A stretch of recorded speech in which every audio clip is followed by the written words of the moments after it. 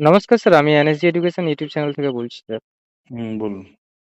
Sir, আজকে আমাদের supreme কোর্টের কোর্ট নাম্বার 12 এ এসএসসির লক্ষ্মী টুঙ্গার যে কেসটা ছিল, ওই কেসটার ব্যাপারে একটু আমাদের অডিয়েন্সকে বলে তিনটে দিন। মামলা ছিল, হ্যাঁ। লক্ষ্মীটুঙ্গা, হুম, শেতাবুদ্দিন সহ আরো একটি মামলা ছিল। তার মধ্যে একটা হচ্ছে এসএলপি আর দুটো হচ্ছে কন্টেম্প, মানে হুম, হুম, মামলা বিচারপতি দেবাংশু বসাকের নির্দেশের পরিপ্রেক্ষিতে, কন্টেম্পটের নির্দেশ পরিপ্রেক্ষিতে একটা এসএলপি ছিল আর হুম, হুম। দুটো কন্টেম্প ছিল। দুটো কন্টেম্পটে নোটিশ সার্ভের অর্ডার হয়েছে আগামী 10 তারিখ মামলার পরবর্তী শুনানি। ইন দ্য মিল হয়, যদি ওরা চান ওএমআর শিট পাবলিশড বা আচ্ছা, ওই টাকা রিটার্ন বা আচ্ছা ওই স্যার। সিবিআই এর প্রতি যে ডাইরেকশন ছিল, যেমন কাস্টডিতে নিয়ে ইন্টারোগেশন, যেগুলো ডাইরেকশন ছিল সেগুলো সব তারা সেই ডাইরেকশন মোতাবেক তারা পালন করতে পারেন, ডাইরেকশন পালন করতে পারে। না হলে আদালত যা বিধিবদ্ধ ব্যবস্থা, অর্থাৎ সেক্ষেত্রে যারা কন্টেমনার, বিশেষ করে হ্যাঁ, যারা সচিব, এসএসসি হ্যাঁ, হ্যাঁ, চেয়ারম্যান হ্যাঁ। বা West Bengal board of secondary এডুকেশনের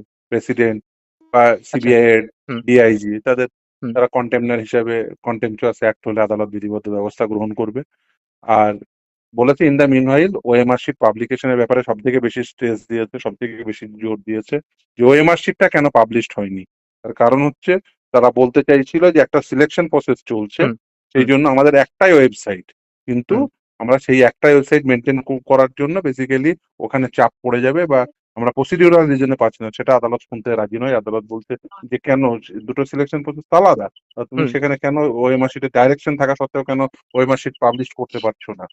হ্যাঁ। এই আর এছাড়াও বলেছেন ওই লক্ষ্মী টুঙ্গার ম্যাটারে, যেহেতু যেটা এসএলপি ছিল, যে হুম, হাইকোর্ট হুম। ইন্ডিপেন্ডেন্টলি অবশ্যই হাইকোর্টের যে নির্দেশ সেটা দেখতে পারেন। এর নিয়ে আচ্ছা। মানে এই নিয়ে কোনো সন্দেহ নেই। ফলে আদালত বলেছেন যে হাইকোর্ট নিশ্চিতভাবেই হাইকোর্ট যে নির্দেশ দিয়েছিল সেই নির্দেশ হাইকোর্ট ইন্ডিপেন্ডেন্টলি দেখতে পারে এবং পিটিশনাররা অবভিয়াসলি হাইকোর্টে অ্যাপ্রোচ করতে পারে। আজকে তো এবার লক্ষ্মী টুঙ্গার যে মেন মামলাটা আজকে ডিসপোজ করা হয়েছে সঞ্জীব সেটা কুমারের হাইকোর্টে বেঞ্চে। হাইকোর্টে পিটিশনারদের বলেছেন হাইকোর্টে হুম। সেখানে অ্যাপ্রোচ করতে পারে। যেটা আমাদের মূল কথা ছিল যে হাইকোর্টে যেন আচ্ছা। আমাদের অ্যাপ্রোচ করতে দেওয়া হয়, অর্থাৎ হাইকোর্টই যেন এটা শোনে, সেটা সেই নির্দেশই দিয়েছে। আর বাকি যে পরবর্তী মামলাগুলোর শুনানি বা টেন্টেটিভ ডেটটা যেটা কবে যেটা দেওয়া হয়েছে? ডিরেক্ট কন্টেম্প্ট এখানে হয়েছে সেটা এখানে শুনবে। যেমন শেতাবুদ্দিনের এটা ডিরেক্ট কন্টেম্প্ট আচ্ছা, সুপ্রিম কোর্টে করেছে। এখানে আচ্ছা। হ্যাঁ। দু ধরনের কন্টেম্প্ট ছিল, যেমন হুম, লক্ষ্মী টুরুঙ্গা এবং নাসরিনরা হাইকোর্টে কন্টেম্প্ট করেছিল, শেতাবুদ্দিন ডিরেক্ট হুম, সুপ্রিম কোর্টে কন্টেম্প্ট হুম, করেছিল। হুম, হুম। ফলে শেতাবুদ্দিনের মামলাটি আগামী 10 তারিখ পরবর্তী শুনানির জন্য আসবে। শেতাবুদ্দিন এবং আর একজন কন্টেম্প্ট পিটিশন মানে সেই করেছেন, সেই একই দুটো বেঞ্চে মামলা একই বেঞ্চে হবে সুপ্রিম কোর্টের না? একই বেঞ্চে সেটা আচ্ছা, 10 তারিখে আসবে। ইন দা মিন হোয়াইল যদি ওরা ওএমআর পাবলিশ করে দেয় বা অন্যান্য যে নির্দেশ আছে সেগুলো যদি পালন করে, না হলে আদালত ব্যবস্থা গ্রহণ করবে। ওটা কি কারণ স্যার ও 10th মে আজকে না 10th এপ্রিল হবে? হ্যাঁ বলুন। হ্যাঁ, ওই যে শুনানিটা হবে 10th মে না 10th এপ্রিল? 10 মে, আচ্ছা, 10 মে। তার হ্যাঁ। কারণ হচ্ছে যে যারা পার্টি টু দা প্রসিডিং, যারা কন্টেমনার, তাদের হুম, প্রত্যেককে হুম, কপি সার্ভিস করতে হবে, নোটিশ দিতে হবে। কন্টেমনার আছে এক্ষেত্রে, হুম, সচিবরা আছেন, অ্যাজ হুম, ওয়েল এজ এসএসসি চেয়ারম্যান আছেন, হ্যাঁ, এছাড়াও বোর্ডের প্রেসিডেন্ট আছেন, এছাড়াও সিবিআই এর ডিআইজি আছেন। তার কারণ হচ্ছে কাস্টডিতে নিয়ে ইন্ট্রোগেশন, যেটা হুম, যেটা করলে অ্যাকচুয়াল যারা বেসিক্যালি দুর্নীতি করেছে তাদের হুম, কাছে পৌঁছানো যাবে। এক, দ্বিতীয় হচ্ছে যারা টেন্টে তাদের কাছ থেকে টাকা ফেরত, তৃতীয় হচ্ছে হুম। সব থেকে গুরুত্বপূর্ণ যেটা ওএমআর শিট পাবলিকেশন। কারণ আচ্ছা, ওএমআর আচ্ছা। শিট হুম, পাবলিকেশন করলেই যে প্রকৃত তথ্য পাওয়া সম্ভব। 3টে হার্ড আচ্ছা, ডিস্কের একদম। সমস্ত ওএমআর শিট আছে। হ্যাঁ, হ্যাঁ। ওএমআর শিট পাবলিকেশন সকলেই চাইছেন, যারা ওয়েট লিস্টেড ক্যান্ডিডেট তারা চাইছেন, যাদের নাম ওঠেনি, হুম, কখনো ভেরিফিকেশনে ডাক পাননি তারা চাইছেন, যাদের ধরুন চাকরি বাতিল হয়ে গেছে বলে যারা হুম, নিজেদের মনে করছেন হুম, যে টেন্টেড নয়, তারাও চাইছেন। কিন্তু বেসিক্যালি চাইছেন না হুম। কে? এসএসসি চাইছেন না, সরকার চাইছে না। আজকে সরকারের পক্ষ থেকে কপিল সিব্বল সাহেব তিনি অ্যাপিয়ার করেছিলেন। ফলে আচ্ছা। মানে কেন তারা চাইছেন হুম, না, এবং এসএসসির পক্ষ থেকে আরো একজন আইনজীবী অ্যাপিয়ার করেছিলেন। হ্যাঁ। ফলে তারা কেন চাইছেন না সেটা তারাই ভালো বলতে পারবেন। তারা এই মানে শুধুমাত্র এই ওই যে না ওয়েবসাইটের চাওয়ার দোহাই পিছনে দিয়ে, কি হ্যাঁ, না চাওয়ার পিছনে কি আসলে কোনো ও কিছু না চাওয়ার পলিটিক্যাল পেছনে অন্য কেউস অঙ্ক আছে? আছে। অবভিয়াসলি, নিশ্চিতভাবেই। তার না হলে এটা দেখুন, আমি কি কি আছে সেটা তারাই বলতে পারবেন। কিন্তু এই আপলোড করা যাচ্ছে না একটা ওয়েবসাইট, এটা কখনো তো দোহাই হতে পারে না। কত হ্যাঁ, মানে একদম, একদম। লক্ষ লক্ষ ওয়েবসাইট আছে।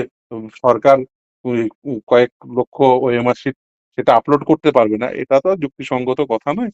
হুম, হুম, নিশ্চিতভাবেই তারাই বলতে পারবেন কেন তারা করতে চাইছেন না। আসলে তারা এটা ডিলে করতে চাইছেন, প্রলং করতে হুম চাইছেন, হুম কিন্তু যাই হুম করুন না কেন ওএমআর শিট পাবলিশ করতেই হবে। 16-র ওএমআর শিটও পাবলিশ করতে হবে, অ্যাজ ওয়েল এজ 25-এর ওএমআর শিটও পাবলিশ করতে হবে। অর্থাৎ ফার্স্ট এসএলএসটি আর 2016 এবং হ্যাঁ সেকেন্ড এসএলএসটি 2025 সমস্ত ওএমআর শিট পাবলিশ করতে হবে। আর সেটা হলেই ট্রান্সপারেন্সি হুম বজায় থাকবে। না হলে যে বেসিক্যালি কাউকে শূন্যকে বাড়িয়ে 54 করা হয়েছে কিনা বা 53 করা হ্যাঁ হয়েছে হ্যাঁ কিনা বা হ্যাঁ হ্যাঁ 50 হ্যাঁ করা হয়েছে কিনা বা 2 কে বাড়িয়ে 51 করা হয়েছে কিনা সেটা তো আর আপনি জানতে পারবেন না। আপনার যা একদম নাম্বার একদম দেখাবে স্যার হুম ওটাই জানবে যে ওটাই তার নাম্বার, কিন্তু সেটা তো হুম নাও হতে পারে। ফলে সেক্ষেত্রে এটা স্বচ্ছতার জন্য এটা আপলোড করতে তো ক্যান্ডিডেটদের আপত্তি নেই, যারা চাকরি পাচ্ছে তাদের আপত্তি নেই, কিন্তু এসএসসি বা সরকারের কেন আপত্তি থাকে এটাই কারোরই বোধগম্য হচ্ছে না। একদম স্যার। স্যার ওই এক্সপায়ারি অফ দ্য প্যানেলের ম্যাটারটা যদি আমাদের অডিয়েন্সের সামনে একটু বলতেন তাহলে ভালো হতো। এক্সপায়ারি প্যানেলে সে তো মামলা পেন্ডিং। দেখুন, সে হ্যাঁ আপনারা নিশ্চিতভাবে জানেন যে সেই সময় আর্গুমেন্ট করেছিলাম, যে হুম সময় হুম মূল মামলা ছিল, আমারই হ্যাঁ আর্গুমেন্ট ছিল। ফলে হ্যাঁ হ্যাঁ নিশ্চিতভাবে এখন মামলা পেন্ডিং। এই সময় তো বলার কিছু নেই। আদালত যা ডিসাইড করবে সেটাই হবে। কারণ এই সময় উম বলাটা অনুচিত। কারণ আদালতে বিচারাধীন বিষয়। ফলে আদালত যা সিদ্ধান্ত গ্রহণ করবেন সেটাই হবে। হুম আর ওই যে এক্সপেরিয়েন্স মার্কস 10 মার্কস যে এক্সপেরিয়েন্স সেটার ব্যাপারে যদি একটু বলতেন। সেটাও আগামী 8, 9, 10 মামলার শুনানি, পরবর্তী শুনানি ওটা তো নিশ্চিতভাবে দেখুন। হাইকোর্টেই রয়েছে বর্তমান। হাইকোর্টেই হ্যাঁ রয়েছে এবং সেটা অসাম্য ক্রিয়েট করছে। এছাড়াও এক্সপায়ারি এক্সপায়ারি এক্সপায়ারি প্যানেল যেমন রয়েছে, এক্সপেরিয়েন্স এর মার্কস রয়েছে, সেরকম এক্সপেরিয়েন্স এর মার্কস ইভেন যদি সাংবিধানিকও ধরা হয়, হুম তারপরেও অনেকে পাননি। যেমন ধরুন যারা প্যারা টিচার বা হুম যারা ভোকেশনাল টিচার হ্যাঁ বা ইভেন গভর্নমেন্ট এডেড ইনস্টিটিউটে টিচার হিসেবে কাজ করছেন, দীর্ঘদিন কাজ করছেন, তারা পাচ্ছেন হুম না। অনেকেই পাচ্ছেন না। এরকম অনেক ক্যাটেগরির টিচার আছে, তাদের হুম মামলাও পেন্ডিং। এছাড়াও ইডব্লিউএস নিয়ে মামলা হুম পেন্ডিং। হুম অনেক অনেক ইস্যু নিয়েই মামলা পেন্ডিং। এছাড়াও রং কোয়েশ্চেন সবথেকে গুরুত্বপূর্ণ। হুম বিভিন্ন বিভিন্ন বিভিন্ন সাবজেক্টে, সে এডুকেশন হতে পারে, ইংলিশ হতে পারে, ভূগোল হতে পারে, ইতিহাস হতে পারে, বিভিন্ন সাবজেক্টে হ্যাঁ রং হ্যাঁ কোয়েশ্চেন হ্যাঁ গুলো সেগুলো পেন্ডিং। ফলে আদালত এগুলো কোনো বেশিরভাগ মামলার ক্ষেত্রে রিপোর্ট ফাইলিং এর নির্দেশ দিয়েছে, কোনোটাতে এফিডেভিট নির্দেশ দিয়েছেন। হুম হুম তারপরে তারা আইনকে বাইপাস করে ৳১০০ করে প্রতিটি কোশ্চেনের জন্য নিয়েছে, যেটা একেবারেই আইনসম্মত নয়। ফলে ইলিগেল সেই ওয়েতে সেই একদম। সমস্ত হুম বিষয়গুলো পেন্ডিং। সেগুলো আদালত দেখবেন, নিশ্চিতভাবে দেখবেন। আদালত যা বিচার করবেন সকলকে সকলকে সেটা মেনে নিতে হবে। যার রায় পছন্দ হবে না, সিঙ্গেল বেঞ্চের রায়ের এগেইনস্টে ডিভিশন বেঞ্চে যাবেন। যার সেটাও পছন্দ হবে না, সুপ্রিম কোর্ট আসবেন। ফলে এইটা একদম তো একদম। এটা তো আদালতের আইনগত পদ্ধতি, কিন্তু আদালত বলেছেন যে খুব শীঘ্রই সেই বিষয়গুলো নেবেন। পরপর নিচ্ছেনও আদালত। রিসেন্ট ফ্রেশাররাও তো সুপ্রিম কোর্টে যাচ্ছে না, এই নিয়ে কি মতামত আপনার তরফ দেখুন, থেকে সে থাকবেন? নিশ্চিতভাবে আদালত আছে। আদালতে যে কেউ আসতে পারেন এবং সেই আদালতে আসার তো অধিকার রয়েছে সেখানে। মানে ফ্রেশার্স যারা রয়েছে, এই প্যানেলের সঙ্গে যুক্ত যারা রয়েছে এবং ফ্রেশার্স বা বঞ্চিত যারা ডেপ্রাইভড, তারা তো যাচ্ছে মানে সুপ্রিম কোর্টে যাচ্ছে। এই নিয়ে মানে তাদের যাওয়াটা কতটুকু কি যুক্তিসম্মত বা সেটা যুক্তিযুক্ত? আদালতে বিচারাধীন বিষয় নিয়ে দেখুন, আমি সাধারণভাবে মন্তব্য করি না। আদালত হুম, আ যা রায় দেবেন সেটাই সকলের কাছে শিরোধার্য। ফলে আদালতে আসার অধিকার সকলের রয়েছে। ফলে আদালতে আসা থেকে কাউকে বিরত রয়েছে তার অধিকার। সেই অধিকারের চর্চা যে কেউ করতে পারেন, সেই অধিকারের প্রয়োগ করতে পারেন এবং সেই আদালত তখন বিচার বিবেচনা করবেন যে কোনটা কি হওয়া উচিত বা কি হওয়া উচিত নয়। এটা আদালতের বিচারাধীন বিষয়। ফলে বিচারাধীন বিষয় নিয়ে মন্তব্য করাটা অনুচিত। কিন্তু নিশ্চিতভাবে যেটা অসাম্য ক্রিয়েট করে, সে হুম, অসাম্যতাও থাকা উচিত নয়। কেউ কারোর জন্য নিয়োগ প্রক্রিয়া ৯০, কারোর জন্য নিয়োগ প্রক্রিয়া ১০০, এটা যেমন হওয়া উচিত নয়। বা একদম, একদম। যারা যারা ধরুন এক্সপায়ারি প্যানেল, হুম, তাদের হুম। তাদেরও টেন্টেড হিসেবে তো আদালতই গণ্য করতে বলেছেন। ফলে এই বিষয়গুলো তো আদালতে বিচারাধীন। এই মুহূর্তে বলাটা অনুচিত, কিন্তু আদালত নিশ্চিতভাবে বিচার বিবেচনা করবেন, দেখবেন। তারপরে স্যার আদালত যা আরো রায় একটা দেবেন সেটা কোয়েশ্চেন গ্রহণ আমাদের, হ্যাঁ, আমাদের তরফ থেকে আরেকটা কোয়েশ্চেন যেটা আমরা বিগত কয়েকটা প্যানেল আমরা দেখে আসছি যে বিভিন্ন জায়গায় ত্রুটি থাকছে সরকার বা কমিশনের। তো এক্ষেত্রে কি সরকারের কোনো কিছু পলিটিক্যাল কেওস রয়েছে বা কোনো কিছু রয়েছে? এই নিয়ে আপনার মতবাদ যদি বলতেন একটু ভালো হতো। দেখুন, স্বচ্ছতার সঙ্গে নিয়োগ করলে ত্রুটি বিচ্যুতি থাকার কথা নয়। কিন্তু হ্যাঁ, স্বচ্ছতার সঙ্গে যদি নিয়োগ না করতে চান, যদি মনে হুম। হয় যে না আমরা মানে অস্বচ্ছতায় রেখে দেব, দুর্নীতিপূর্ণ নিয়োগ করব, তাহলে এই ত্রুটি বিচ্যুতি থেকে যাবে। মানে প্রত্যেকটা জায়গায় আমরা দেখছি প্রত্যেকটা ক্ষেত্রেই যে সরকারের যেকোনো রিক্রুটমেন্টের ক্ষেত্রেই সেম সিচুয়েশনটা দেখুন, হচ্ছে। সরকার হুম। যদি স্বচ্ছতা বজায় রাখে, ইভেন আপনি পিএসসির ক্ষেত্রে দেখুন না, হ্যাঁ, পিএসসির হ্যাঁ, ক্ষেত্রে এক্সাক্টলি। ডাব্লিউবিসিএস এর মধ্যে এরকম গুরুত্বপূর্ণ পরীক্ষা নাম্বার সহ লিস্ট প্রকাশ করেন না কেন করেন? বিভিন্ন হ্যাঁ, পরীক্ষায় দেখবেন নাম্বার সহ লিস্ট প্রকাশ করা হয়েছে। এই যেমন ধরুন রিসেন্টলি ওয়েস্ট বেঙ্গল পুলিশের কনস্টেবল নিয়োগের পরীক্ষায়।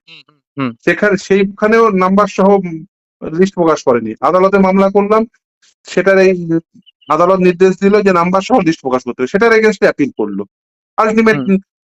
আলটিমেট সেই নাম্বার সহ প্রকাশ করতে হলো। ওই মেরিট তখন লিস্ট দেখা যাচ্ছে পাবলিশ যে নিয়ে তো হাইকোর্টেও চলছে ওটাকে, হ্যাঁ, ওয়েস্ট বেঙ্গল অবভিয়াসলি, কনস্টেবলের। হ্যাঁ।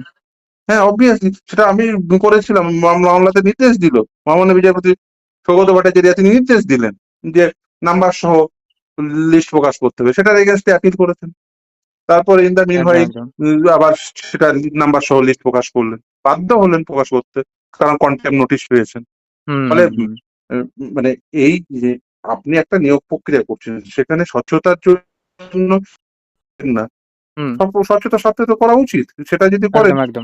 তাহলে কোনো অভিযোগ থাকে না। তাহলে হুম, একটা নাম্বার সহ লিস্ট প্রকাশ করুন, ওএমআর শিট গুলো পাবলিশ করে দিন, হুম। ওএমআর শিটের কার্বন কপি দিয়ে দিন, যেগুলো মডেল অ্যান্সার কি একদম। সেগুলো দিয়ে দিন, এবং অবজেকশন দেওয়ার সুযোগ দিন সকলকে। হুম, অবজেকশন করার জন্য নয় ভাই, হুম, 100 টাকা করে দিতে হবে, সেখান হুম, থেকে কয়েক কোটি টাকা আয় করে নেবো, দিয়ে তারপরে অবজেকশন যেগুলো দিল, যেগুলো যুক্তিপূর্ণ ভাবে তারা জানালো যে না, অ্যান্সার কি এ হবে না বি হবে, হুম। সেটার সাপেক্ষে আপনাদের এক্সপার্ট ওপিনিয়ন কি সেগুলো জানিয়ে দিন, তা জানাচ্ছেন না। ফলে পুরো এক্স্যাক্টলি, এক্স্যাক্টলি। বিষয়টির মধ্যে হ্যাঁ, অস্বচ্ছতা রাখছে। একদম, একদম। স্যার, ধন্যবাদ আমাদেরকে এইটুকু সময় দেওয়ার জন্য স্যার। অসংখ্য ধন্যবাদ NSC ধন্যবাদ, এডুকেশন ইউটিউব ধন্যবাদ। চ্যানেল।